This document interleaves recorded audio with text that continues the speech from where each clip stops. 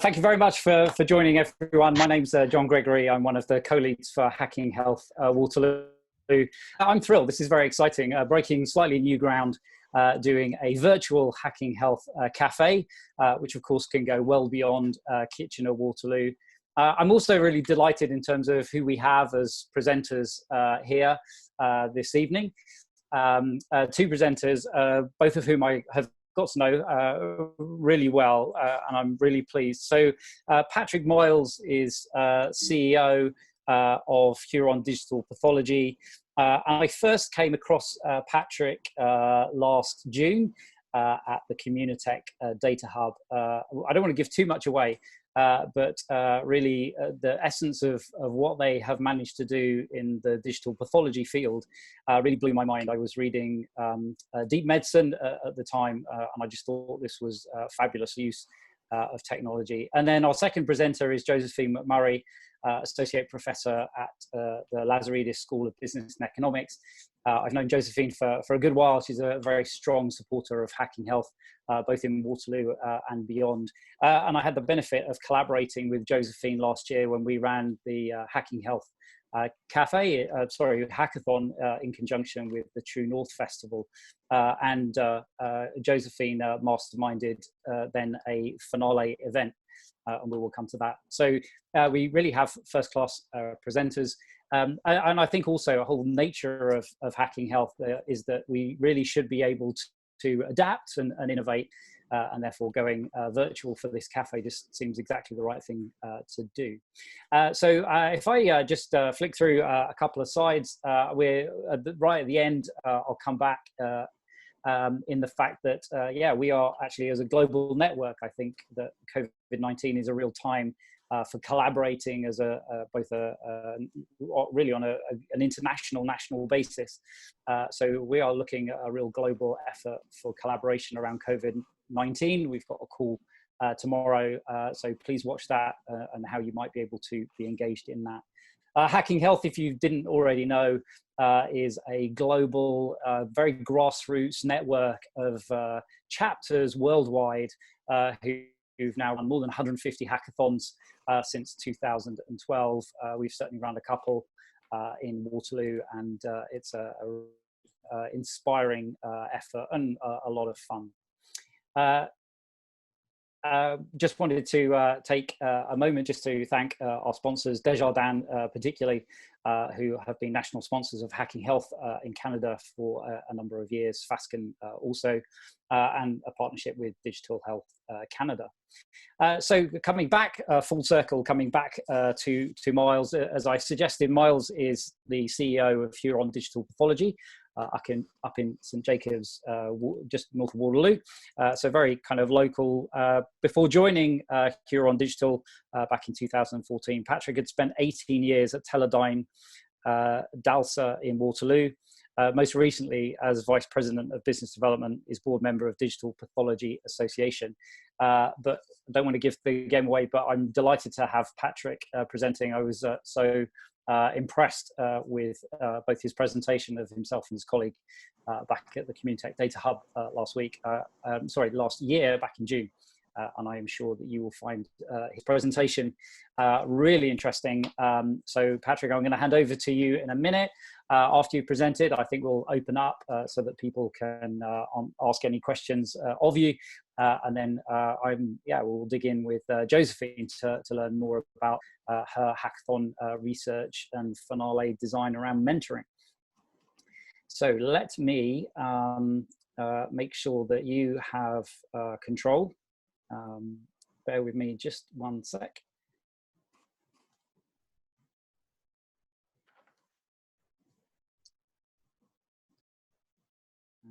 So I need to give control, I think, back to you, Patrick. I stopped my share.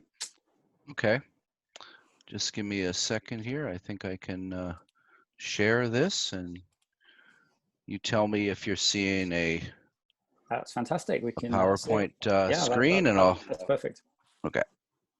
Anyway, So, Patrick, thank you. Thank you so much. Just before we start, for agreeing to do this. We were going to do this in person at Terminal. Thank you to Terminal for offering us the space. I'm sorry that COVID-19 and other circumstances have prevented it, but delighted, and as we should, given our interest in technology, that we can do this remotely. So, Patrick, off to you. oh, thank you very much, John. I really appreciate the enthusiasm and the introduction, and it's a great opportunity to share what we're doing. It's interesting. I was on 570 News yesterday talking to Brian Burke, and as always happens, they kind of mentioned that we're developing this really great technology in Mennonite country. So when we're not developing scanners and artificial intelligence software, we're looking out of our boardroom and seeing horses and buggies go by. So it's a really interesting kind of contrast of what we're doing. So happy to share it, and thanks again for the opportunity. So a little bit about Huron. So we're a Canadian owned company in the Waterloo region in St. Jacobs. All the intellectual property and design and manufacturing is done in Canada. Our hardware is 85% Canadian content, and we've been serving the digital pathology space since 2007. So really 12 years of focus on that particular market. And we actually have experience in the digital microscopy space going back 25 years as a spin-off from the University of Waterloo.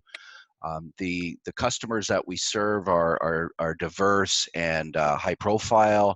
We're really moving from being kind of a small niche player to more of a mainstream player, and we're doing that both with our hardware and then with our the added value of our AI software. And we've made quite a large investment in regulatory. So we're an ISO 13485 2016 certified company, and our instruments are Health Canada and CE-IVD approved for Canada and Europe respectively. So just a quick sort of background, we traditionally have been in the digital microscopy space. So really what we're trying to do is we're taking microscope slides, biopsy slides, what you'd see in biology class in high school, and we're digitizing them. So we're offering automation to be able to scan these, so that instead of a pathologist looking under a microscope, they're looking on a computer screen, they're sharing them with their colleagues, and they're using analytics to do better diagnosis and to accelerate research. The two products on the right are products we've had on the market since 2015, and they're third generation products. The one on the left is really our mainstream product. We're bringing that out in early summer this year. It's designed for high throughput. Like you fill it up with 400 slides, you press a button, you go have a bite and come back, and a couple hours later they're all scanned. So that's really designed to basically take digital pathology to into reality, because right now it's mostly still slide based. This is a list of some of our customers. So we got some good brand names on there, folks that have trusted us with their microscope slides, and very much on a niche scale, but we've moved more into more of a mainstream clinical space with customers like the Ohio State University Hospital, which is the first hospital in the States to actually do primary diagnosis using whole slide scanning. So we're really kind of at the cutting edge of what's happening in the transformation. So just a quick overview. So Huron is the company, the commercial company, and when I'm going to be talking a little bit about software and AI and image search, we couldn't do any of this without our good friends and partners at the Chemia Lab at the University of Waterloo. The Chemia Lab is the director is Dr. Hamid Tizhoush, who I met 4 years ago in January, and really changed the complete complexion of Huron and what our future was going to be. And so I've worked very closely with Hamid. We're kind of the dynamic duo of digital pathology, and we're out there really doing missionary sales and proselytizing in the world to bring something what we think is truly unique to the market. So really where this all kind of begins is that we're facing a crisis in pathology, and we're this is a kind of an interesting time to be talking about crisis, because we're certainly seeing that in the viral world. And so what's happening is that we're seeing much higher rates of cancer and other diagnostic intensive diseases that are occurring worldwide. And that's really a result of increasing population, increase in the middle class, developing countries. So we're seeing that happen, aging demographics, all of those things are contributing. And it's really happening at the same time that we're seeing a severe shortage of pathologists and lab services. So what's happening in North America is that fewer pathologists are joining the field. Doctors are moving into other areas. And many more are retiring. So you really have this shortage, and so your demand is up, and your supply of expertise and lab services is decreasing. So it's causing a real pinch point, and that's where technology needs to find its way. So what's happening in general? Like there's a whole movement towards digital workflows in pathology, which is basically moving from microscope-based diagnosis, which has been around for a couple hundred years, to ones where we're actually digitizing slides, making them available to pathologists, allowing those images to be shared, and allowing various analytics to happen. And so that's really what's happening in this industry. Each year, there are about 160 million slides that are produced at hospitals and labs around the world, and 95% of those are still analog. So they haven't been digitized. So there's a whole movement underfoot, and we're one of numerous companies that are really pushing in that direction. So the implication of that is that over the next 5 years, we're going to see hospitals scanning hundreds of millions of glass slides. Each one of those slides can be a gigabyte or more in size. It could be, tens of thousands of pixels by tens of thousands of pixels, which over time will generate literally exabytes of data. So we just got used to petabytes. Well, now it's becoming exabytes. And those images are unstructured. So there's no structure to them. There's no way for pathologists to annotate that many slides. So they may do a pathology report, but they're not saying that this is that, and circling things and highlighting things. There just isn't the ability to do that with so many slides. So it's a real unstructured data situation. At the same time, there are tens of billions of pathology reports that are being produced. And so this is basically where, the diagnosis is happening at the same time that all of this information, all of think about the collective knowledge of the 20,000 odd pathologists in the world are being captured in these pathology reports. And all of this is happening really to improve the quality, speed of diagnosis, lower the cost, and accelerate discovery research to really address the main issues that are happening there. So it asks the question, how do you search exabytes of unstructured, unlabeled image data that's just there? It's kind of a same issue that when we all first started getting our digital cameras, we took all these hundreds, thousands of images, and we can't find a damn thing. I mean, that's kind of the analogy for what's happening in pathology. There's a huge enthusiasm for, capturing all these images and making them available, but then how do you search inside of that huge data set? And then how do we tap into the knowledge that's contained in the pathology reports? Like, how do we access the huge collective knowledge that's in those reports? And it is overwhelmingly substantial. It's really where the knowledge base is, and as fewer pathologists are coming in, more are going out, that knowledge is in there. So how do we tap into that? And then how do we leverage all that data to basically solve the biggest problems, which is better diagnosis, better faster research, optimize treatments, personalized medicine, and then the potential, can we actually make a connection between the anatomic, the histopathology with the genome? So it's pretty heady stuff, but the potential is there to use that data.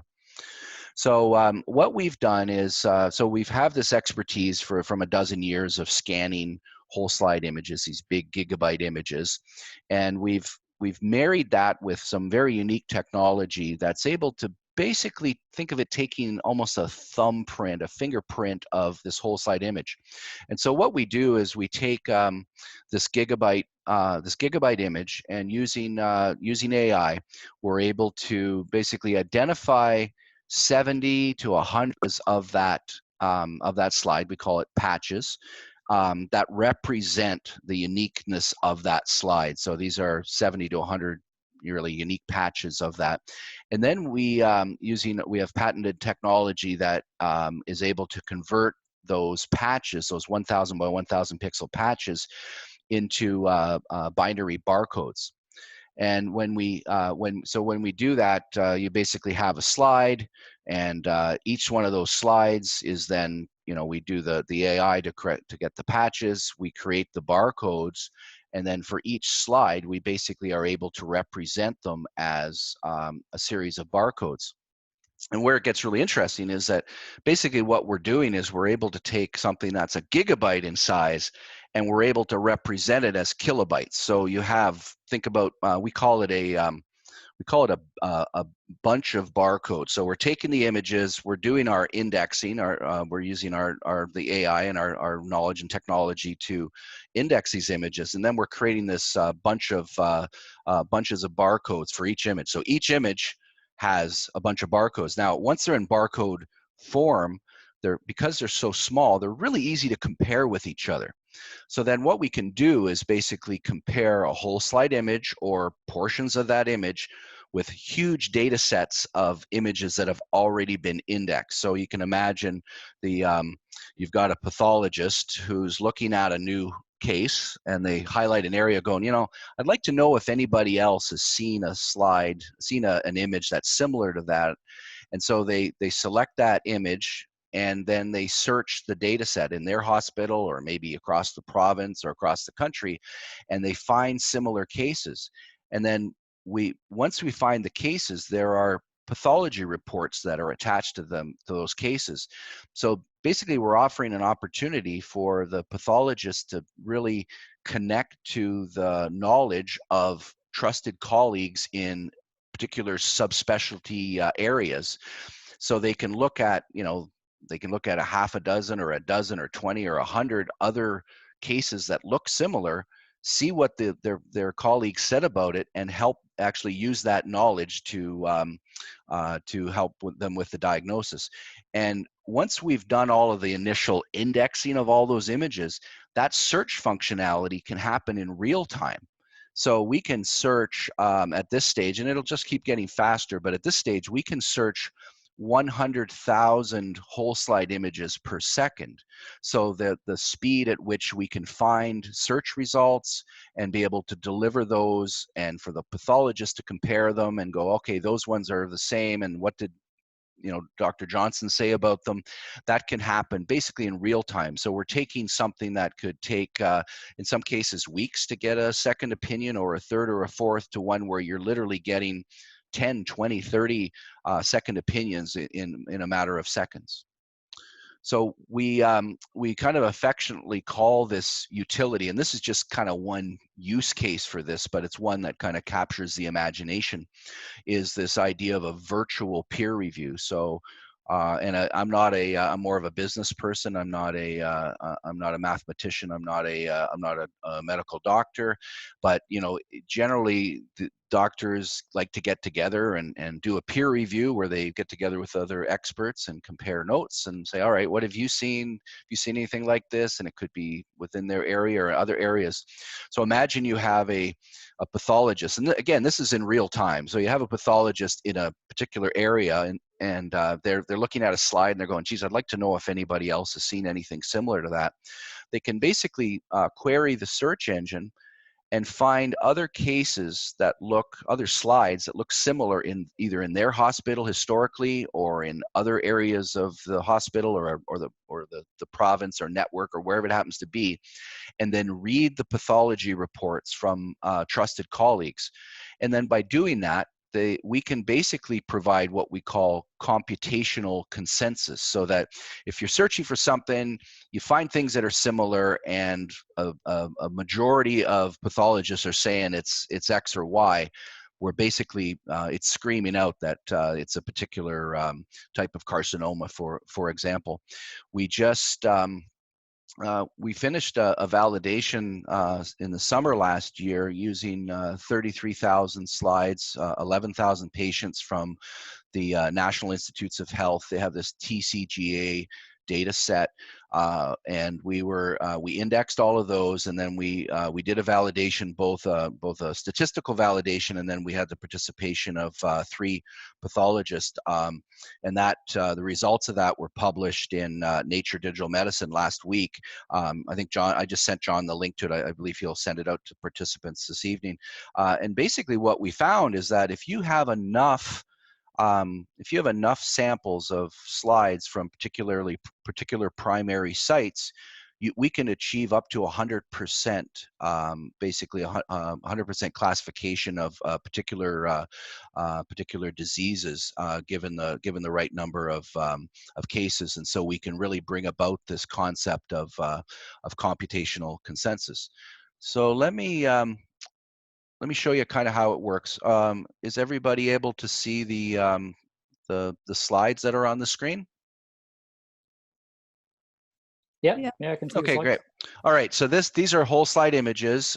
This particular one, this is from some slides from Dr. Pentonowitz at University of Pittsburgh Medical Center. We've been collaborating with him. So these are slides that he provided. And so what we do, and this is just a prototype demo. We actually have a much more advanced. I'm just running this from my computer. So what happens is a pathologist opens up a slide, opens up a new slide. This one happens to be a brain biopsy, and immediately. Oh, sorry. This is Paula. I see a title. It says live image search demo, but I don't actually see any content. Gotcha. Let me just share this. Hold on a second. Thanks. No problem. Thanks for letting me know. Oh, thank you. Now I see some purple blobs. All right. That's good. Thank you. Right on. So this is a biopsy from a brain, and so when the pathologist opens this up, right away on the left-hand side, we show a series of similar images that that have already been indexed, and with each one of those slides that we find that are similar, we show under here, it shows diagnosis. But imagine that diagnosis is not just something that says glioblastoma, but it actually is a full pathology report. And all of that information is attached to the patient record and to the slide. So we can basically open up, the pathologist can open up any slide, and then in real time, it finds slides that are similar. And obviously you're looking at these 2 slides. So here's the input image, and you're looking at one and you're going, well, that doesn't look anything similar to that. What we're doing is, again, getting back to how we do the patching and then the barcoding. What we're doing with, and this is something that the pathologist does not see. This is already done. The pathologist isn't seeing any of these patches. But basically, what we're doing with our indexing software is the AI is basically finding these various patches, these 1,000 by 1,000 pixel patches, and each one of those patches represents a unique feature or area. And we're not saying it's like it's cancerous or not. It's just basically it's a unique feature on the slide. So in this case, so what we're doing then is when we so this slide has these patches that are on here, and we're comparing those patches to all of the patches that are on this slide. And all of this happens in real time. The pathologist, there's no interaction whatsoever with these patches. It's all happening behind the scenes. Now that said, so we can do like we can do slide searching and slide comparison, but we also allow the pathologist to say, all right, if he wants to look at a particular area of the slide, he can basically drop a patch on top of a particular area, and then in real time it shows the corresponding patch that is similar. With a further version of this, we actually show these 2, the input and the search results, side by side, but this one is you're just seeing that it's swapping them out. But basically, the pathologist is able to put on, drop a patch, or we have the capability, instead of just a patch, they could actually highlight a particular area, free-form area, and compare that to other areas within, basically within the slide, and find other ones that are similar to that. And so we did one of our pathologist friend, Dr. Pentonowitz at UPMC. He gave us a really interesting case, and I'll just find it at the bottom here. So this is kind of like, he gave us a really difficult one. In pathology labs, there are every once in a while they get these things called floaters, and a floater is where, on a slide where it should be just the tissue from a patient, sometimes there's little bits of tissue that are from other patients, because when they do the histology, sometimes in the bath, there may be a little bit of floating tissue from another patient, or sometimes it's on the microtome, and it happens 1 or 2% of the time. But when it happens, everything just stops. Like, it's a really big problem, because they, especially if there's the piece that's attached to, or that's on the slide, is also cancerous. So what the challenge we were given, and actually we just got notification of acceptance of a paper on this that's going to be published in the next couple weeks. So this is on the left-hand side is a kidney, and it's a cancerous kidney, and the pathologist already knows that. But on the right-hand side, there's like this little piece here, and it looks pretty nasty. And then below it's another piece that looks really nasty. So the question is, all right, what is this foreign tissue? What's the origin of this tissue? So what we can do is, and imagine this happens in real time. As soon as the scanner scans the slide, we can then search for this, find that there's a piece separate, and then search whether or not it belongs to the same one. So we basically can drop a little square on there and search within the data set. So on the left-hand side, we're searching within kidney, but it's not really relevant, because we're pretty sure it's not kidney. But what we can do is we can search across, in a horizontal, across all tissue types, and see what we can find. And when we search along the other tissue types, we find that, oh my goodness, it's colon. It's Bob's colon from 8 a.m. this morning, and that's where it's from.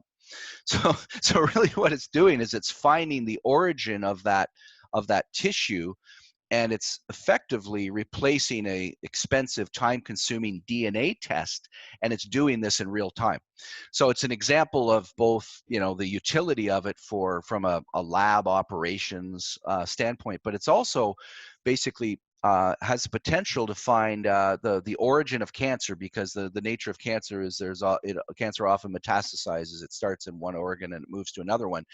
This tool is basically able to find the origin, potentially find the origin of a particular type of cancer. So that's basically the demo. I'm gonna stop talking now, and I'll open it up to any questions at this point.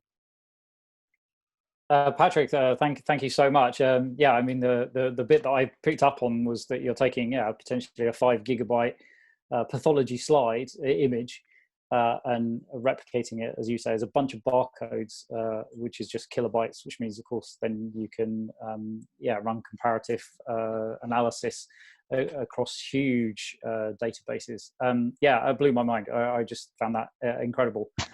Questions from others on the call? Hi, Patrick, it's Josephine. I'm just wondering how pathologists are accepting this technology. And I'm assuming it's pretty expensive, is it? Or like, how does it rate as far as it's sort of a business model for hospitals and other healthcare systems? Sure. And it's a really good question. So we've so where the product is, we launched a commercial prototype in February last year. We've demoed this over 1,000 times since then. The interest in it is overwhelming. I mean, it's we've demoed it both to folks that are doing research, that are in the clinical space, that are doing drug discovery. They just love it because it's really opening up possibilities that they hadn't really considered before. So that's really where the potential is and there's multiple use cases. In particular, well, I can't really get too much into it, but the province of Quebec is going to be rolling out digital pathology across the province, and they have a real problem with the access to trained pathologists, certainly from a language barrier. It's a real challenge, and so this type of technology has really a huge potential to help. I would even go so far as call it democratizing pathology. So it has a potential to that even smaller centers have access to the very best knowledge within a particular jurisdiction. So that's really where the potential is for this from a clinical standpoint, where so if you aren't able to hire pathologists with certain subspecialty expertise for whatever reason, that this can basically help to basically connect pathologists to the expertise where the pathologists have already basically captured all their information on the pathology reports. Now, the second part of your question about the economic aspect of it. So, I'll put up a little slide to kind of show how we're and I'll just now that I know how to share a bunch of slides now. So you're able to see this reference architecture. Yes. Yeah. So basically, what we're doing is the way that the way it works is if so there's a lot of work being done right now digitizing slides. So we're one of a number of vendors that provide the scanner. So if you're scanning using our scanner, we create this index right away, and so that index gets saved on either a GPU server, and this could be something on premise, or it could be on like on an Azure cloud or Amazon cloud or Google cloud or whatever it happens to be, and it basically runs there. So the cost from a hospital standpoint or from a jurisdiction standpoint is there's a cost related to the scanning, but they're already doing scanning. That's already moving forward. They would need to basically purchase either a server for doing the indexing, and then what we do is we basically have a software as a service model. So we would charge the hospital to basically do the indexing and then run the actual searches.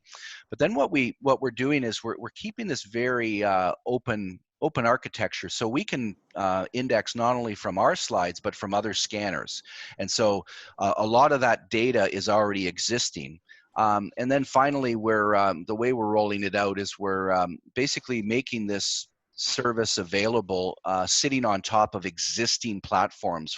There's already multiple vendors that have PACS systems, viewing systems, image management systems. We basically are putting our software on top of them and offering them the ability to add a lot more value. So I don't know if that answers your question, but I'm happy to answer further if you need. Good evening, and thanks, John. I'm delighted to present the results of the field research that we conducted following the Hacking Health Dual KW Ottawa Hackathon in June of 2019. I'm Josephine McMurray. I'm an associate professor at the Lazaridis School of Business and Economics at Wilfrid Laurier University, and I'm joined by my colleague and co-author, Dr. Anne-Marie Levy. The other investigators on the study are Dr. Heidi Sviestrup from the Laurier Institute in Ottawa, and Tina Chan and Dr. James Wallace, both from the Games Institute at the University of Waterloo.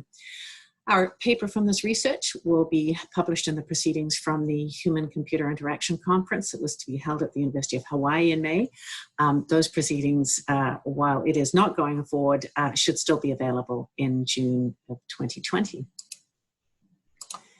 We'd like to acknowledge the generous support of our sponsors. The DRIVE Research Project is sponsored by the Age-Well National Centre of Excellence, that's funded by 3 federal research funding agencies, SSHRT, NSERC, and CIHR. And we're also really grateful for the cash and in-kind support provided by Communitech, SE Health, and True North in order to put on the pitch event that we had after the hackathon.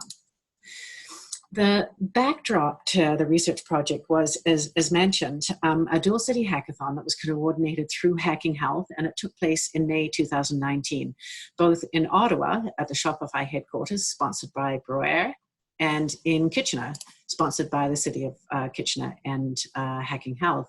Both were really well attended, though distinct in character in that the Kitchener event was more community focused, while the Ottawa event was more clinically focused given its sponsorship by Laurier. Both had the theme of social isolation, tech, and aging. And the two top teams at both events were invited to Kitchener as part of the True North conference.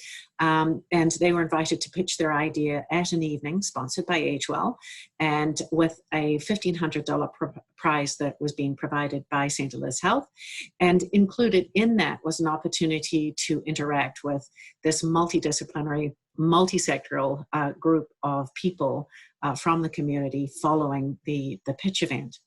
The 4 winning teams, just to give you some background, were Neighbour, an app designed to connect volunteers and elders in the community; Experify, an accessible facility-based platform for social isolation and elimination in older adults; M-Bracelet, which was our only actual physical prototype, which was a haptics-based bracelet to connect elders with remote families and friends; and Health Moves, which was a mobile application really designed to deliver physiotherapy and to do it in a way that allowed people to sort of crowdsource their activities.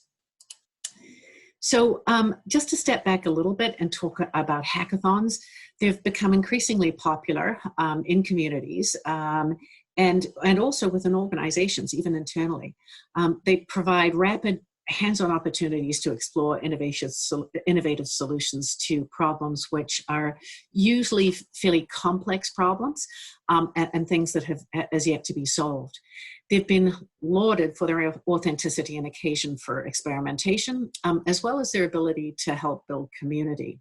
But similarly, they've also been criticized, that they've got a lack of substantive outputs and that they offer few opportunities for reflection or to get expert feedback on the outputs. And finally, also that they focus on creativity and the development of new prototypes at the expense of grounding those solutions in the needs of real people and also in connecting their prototypes to what should be realistic business models as part of the lean or the startup process. So the learning circles that we wanted to experiment with are considered to be highly interactive and structured ways of addressing issues that incorporate open dialogue and reflection with a focus on shared and mutually beneficial responses to oftentimes complex problems. They're grounded in Aboriginal ritual practice and originally were used in a way where elders came together in wisdom circles to understand problems in a way that sort of had a spirit of shared community or a shared expertise. They've been used in many different sectors and organizations to provide a very structured mechanism where participants can dialogue around a common interest. And for those of you who are academics or in research, you'll oftentimes be using something very similar when you get your graduate students together and ask them to produce produce a presentation on their research, and everybody communally sits and sort of brainstorms their response and provides expertise to other grad students to help with their research. In the context of the hackathon, we know that there is substantial interest in taking advantage of creativity and disruptive ideas. And we like to do that now through hackathons. But we also think of the hackathon as a really legitimate way to sort of build more startups in a community.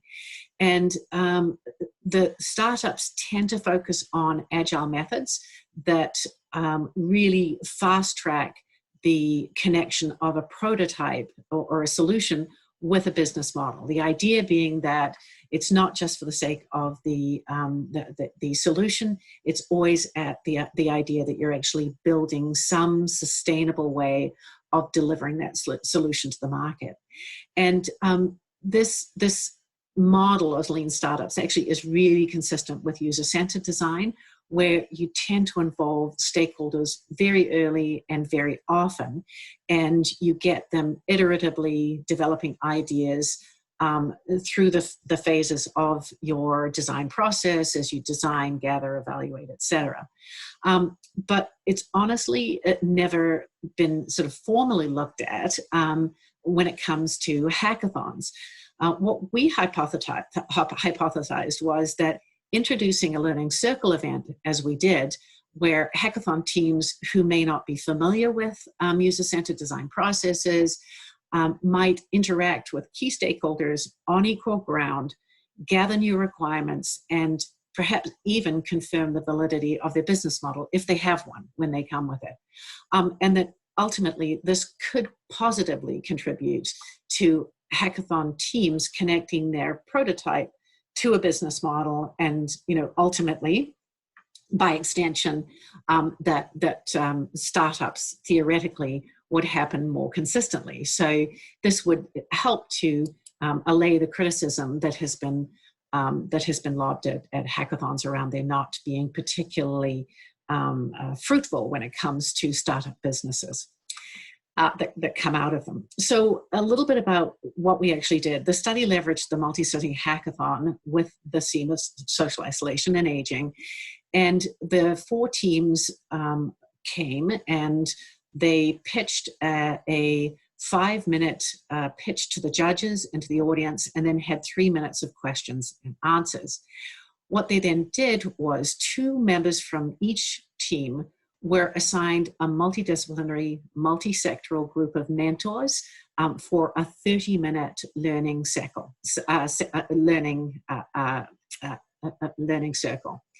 2 trained facilitators that we had actually worked with beforehand were put at each table. They were there to prompt discussion and document ideas. By the way, those ideas were actually transcribed later and provided back to the teams for their information so that they could actually focus on the interaction with the mentors at the table rather than taking notes.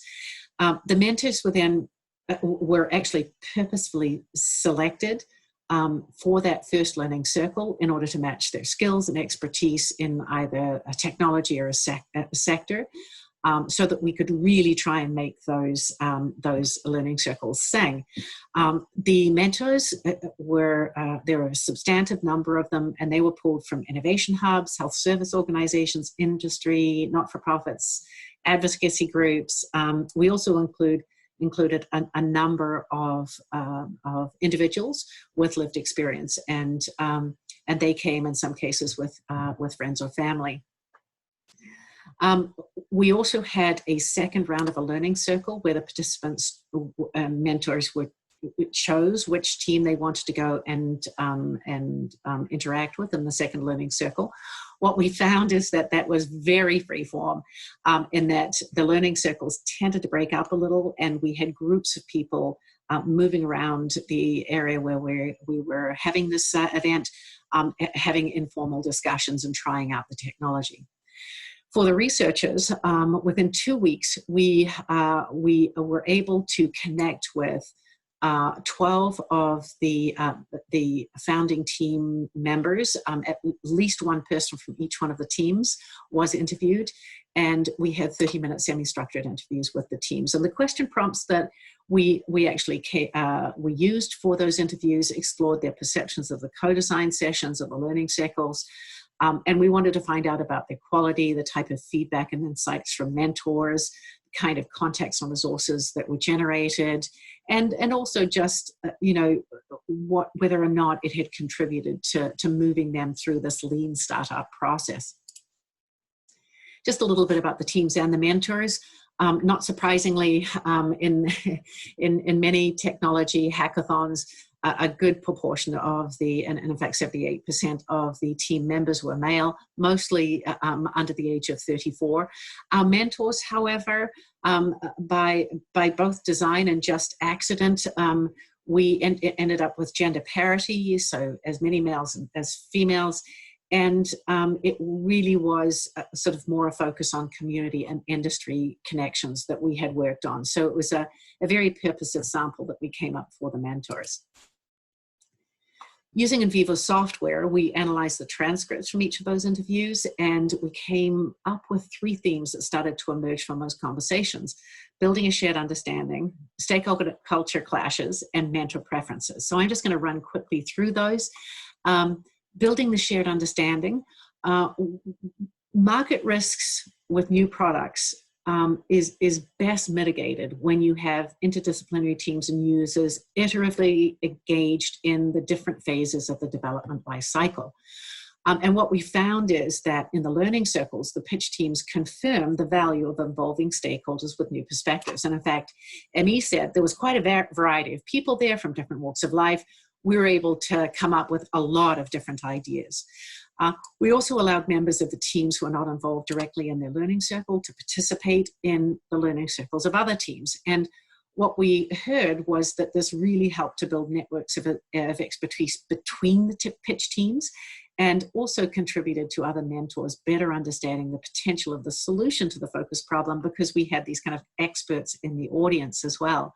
So one of the participants noted, they had more developers on their team than we did, considerably deeper understanding of various developing solutions, and they actually helped us a lot with developing solutions or breaking apart things that we can focus on and find easier solutions to.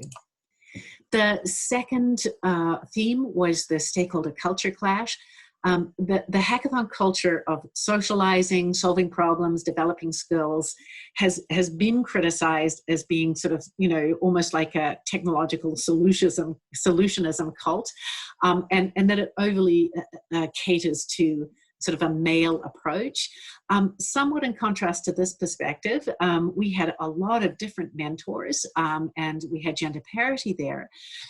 We also felt that this really, that we observed a very highly appreciative approach taken in the judging of this particular hackathon that was consistent with other hackathons. What we found here was that the learning circle, while it was designed with an appreciative approach, it didn't always sort of kind of pan out that way, primarily because we had not involved in our preparation with the folks with lived experience and older adults coming from the community. We actually hadn't involved them in an understanding of this new type of event. And so many of them came with a highly critical approach. So they were less encouraging than many of the other hackathon participants. And they were less encouraging of sort of entrepreneurship in general, and more focused on whether solutions were going to solve the problems as they understood them.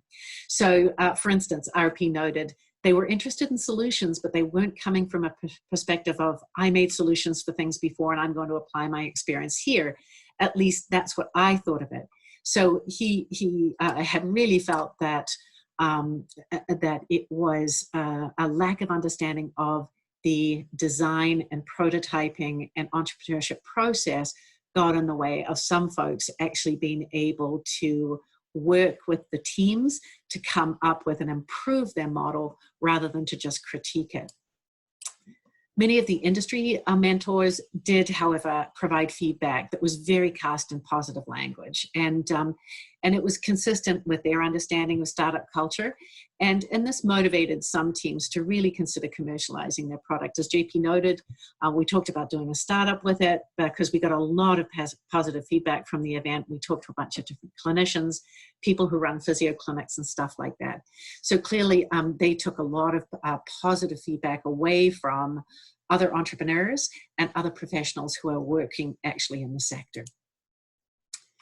And finally, this idea of mental preferences. Our learning circles invited persons of very different backgrounds and skills from personal and professional experience to discuss these topics. But some teams felt that some mentors' time was more needed than others. There was described value in deliberately spending time networking outside of the learning circles to help identify some of those non-obvious connections.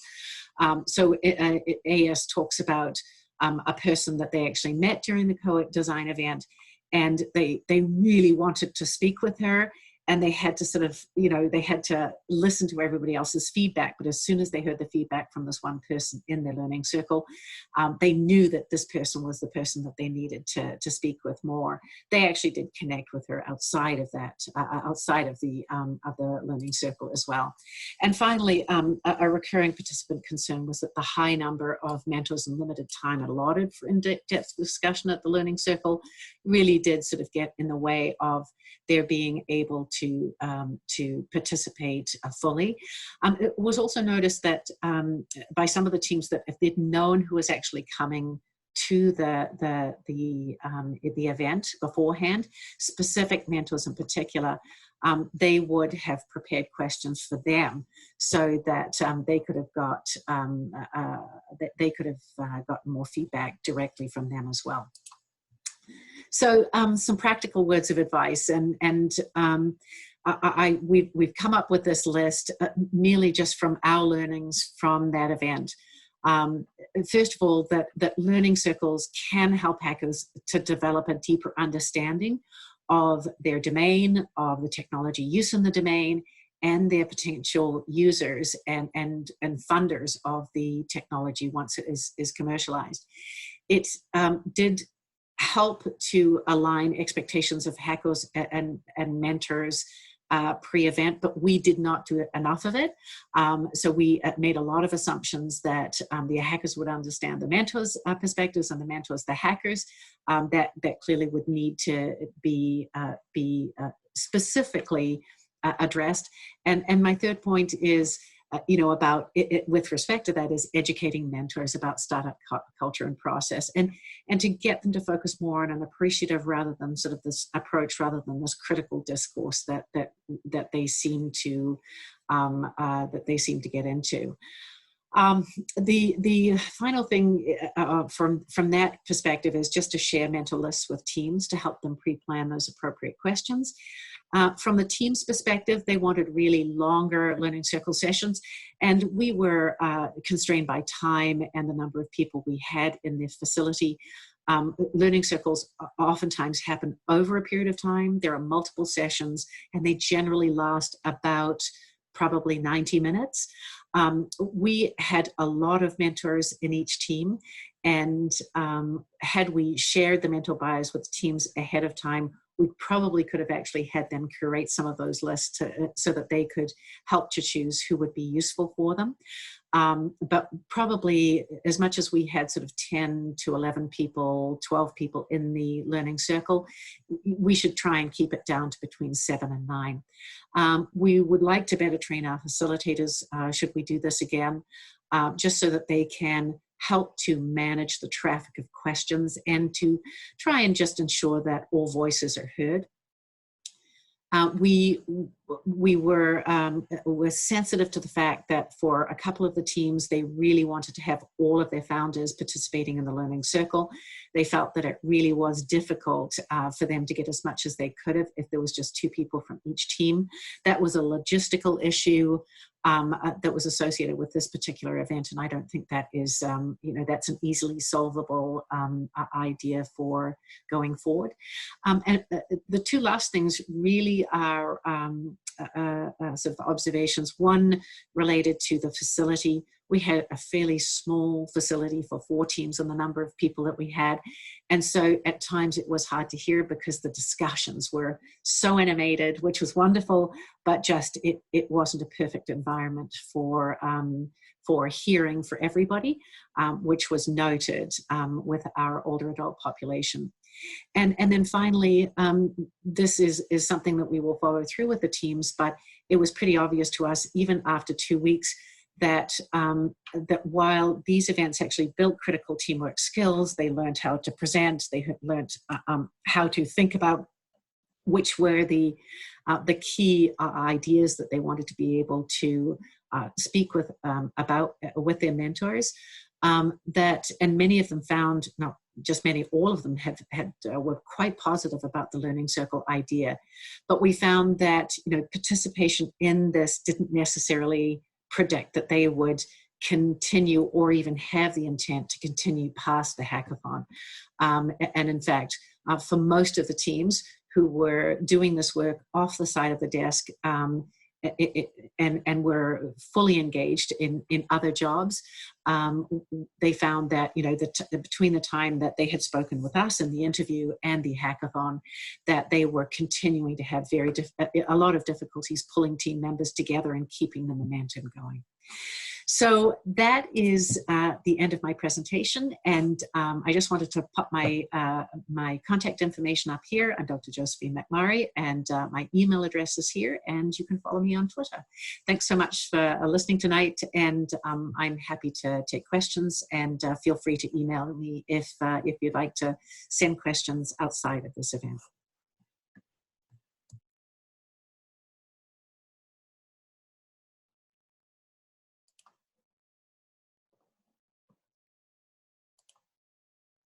Josephine, thank you very much for that. I think you were very courageous. I mean, I think the whole spirit of Hacking Health, as you've alluded to, is to experiment, and you had the courage to guide us in that. Yeah, there is no right and wrong. Yeah, it was an experiment. Clearly, you've already kind of drawn some conclusions from it. Now, you've talked previously about the fact that you are writing this up to publish. Yes. What kind of timescale? Well, it's actually it was to have been presented in the proceedings for HCI, which is it's sort of the human factors conference. And so we have actually got an abstract, and we're just trying to find out whether, because HCI is not going ahead, it was to be in May in Hawaii. I was not going. The grad student was going to present this. But we're just trying to find out whether or not now, because it's not going ahead, that we are free to share. So it will be published in the proceedings in the very latest in June. But we've kind of extracted some of the lessons learned, and the words of advice at the end, just because of the way this was set up with HCI, it's much more academic. So we'll probably be putting it out, just a worksheet that will pull together some of these less scientific, but more sort of, you know, experiential kind of learnings from our team as well with respect to this, which I think will be helpful for other hackathons as they go forward. Thank you, Josephine. Questions from anybody else before we wrap up?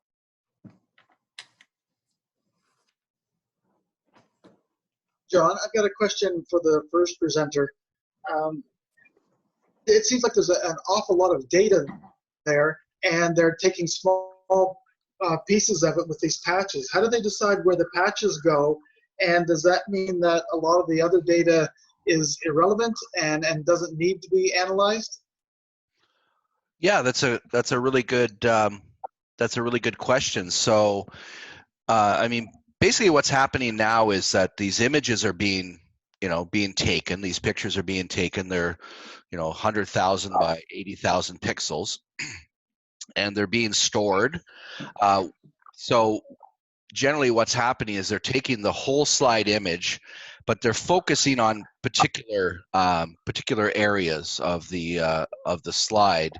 So what we're doing is we're basically adding a very small kind of overhead on it. Like we're adding, so you got a gigabyte of an image. We're basically adding another 10, 15 kilobytes worth of data on top of that. But it kind of enables the pathologist to basically focus on those areas that are the most significant. Does that help you out? I'm just wondering how you determine which area to focus on. Does it not take a pathologist to find that area?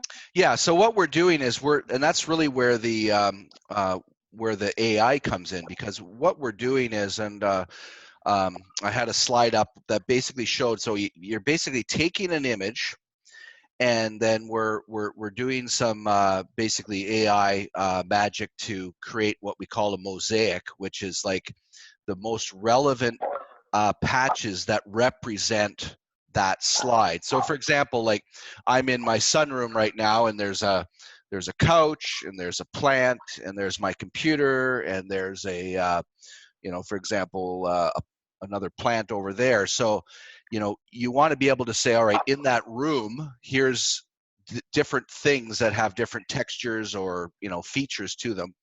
And so you're basically the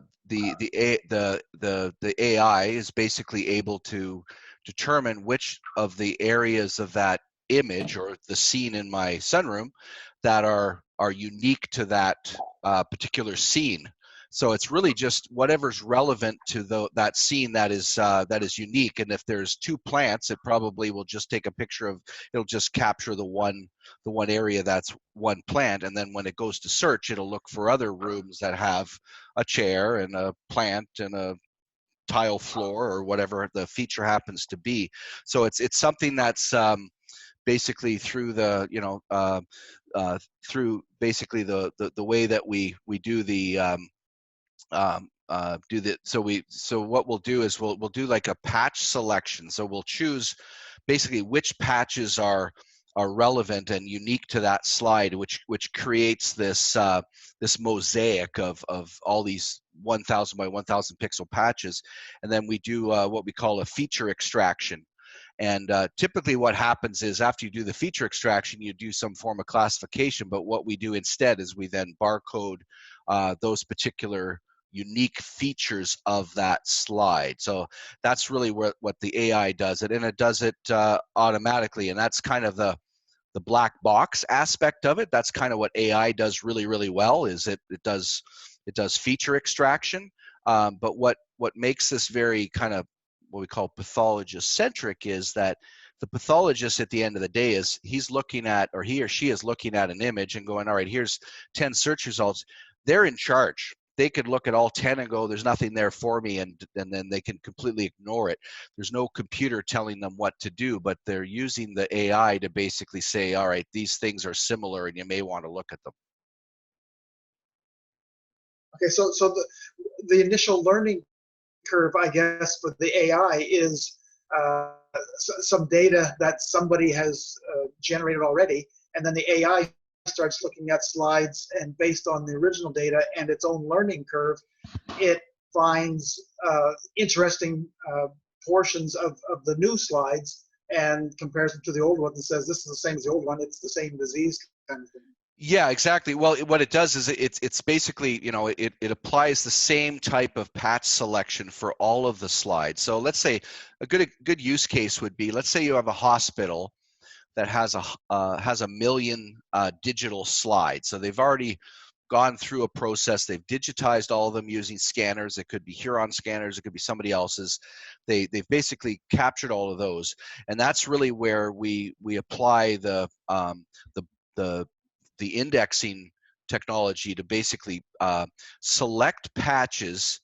And the AI does this automatically. It basically selects patches that are unique to that slide, and it applies across the board. So every slide gets the same treatment, where it's like 15% of the slide is represented as patches, and then we do feature extraction and we barcode those. So when you are comparing them, it really is one to the next. But what happens is when the pathologist is looking, pathologist has a new slide, and they're looking at it and going, well, geez, I'd like to know if anybody else has seen that.